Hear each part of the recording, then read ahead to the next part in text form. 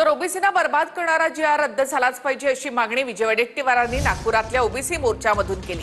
G.R. रद्द केला नाही तर मुंबई पुणे ठाणे जाम करणार असा इशारा वडेट्टीवारांनी दिला। ओबीसीना संपवण्यासाठी सरकार जरांगेंपुढे झुकलंय अशी टीका त्यांनी केली।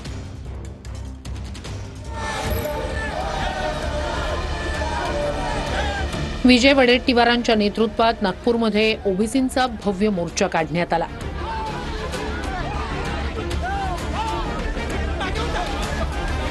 या मोर्चातून विजय वडेट्टीवार यांनी मराठा समाजासाठी काढलेला कुणबी जी.आर रद्द करण्याची मागणी केली।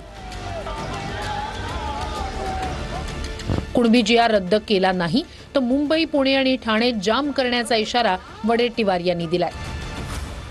जर हा जी.आर रद्द झाला नाही तर आम्ही सर्व लोक त्यांनी मुंबई जाम केली।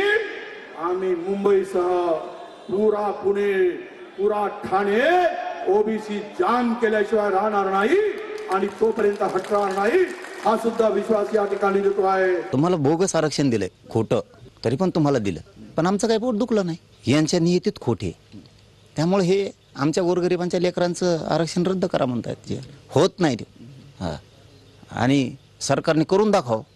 हां, मग सांगतो सरकारला सुद्धा आम्ही आणि करणाऱ्याला सुद्धा दाखवू। मग माझी लेकरं तो जरांग्या म्हणते तुझी लेकरं आमची काय बकरे। 12 बलुतेदारांची काळजी महाराजांनी घेतली, परंतु हा जरांगे आमच्या मुळावर उठला आहे। जोपर्यंत काँग्रेसचा सुपडा साफ होत नाही तोवर तो गप बसत नाही आता, कारण त्यांनी ते छगन भुजबळच्या विचाराच्या आहारी गेलाय आणि जो नेता जो माणूस छगन भुजबळच्या आहारी जाईल तो नेता संपल्याशिवाय राहत नाही, ते पक्ष सुद्धा संपल्याशिवाय राहत नाही। प्युअर आपिस आहे ते, आणि हे असल्या आपिसाच्या षडयंत्रात गुतलाय वडेट्टीवार साहेब सुद्धा। चांगलं होतं। आम्हाला 6 महिने लागतात ओबीसीचं प्रमाणपत्र करायसाठी, याला 1 तासात प्रमाणपत्र मिळतं। 1 तासात। आंख में पानी रखो, होठों पे चिंगारी रखो, अगर जिंदा ही रहना है तो भाइयों मेरे लड़ने की तैयारी रखो, तो जिंदा रहोगे, तब जिंदा रहोगे, नहीं तो तुमको मारा जाएगा। तुम्हारी हालत बकरे जैसी होगी, बकरे को काटा जाएगा और ओबीसी को खत्म किया जाएगा।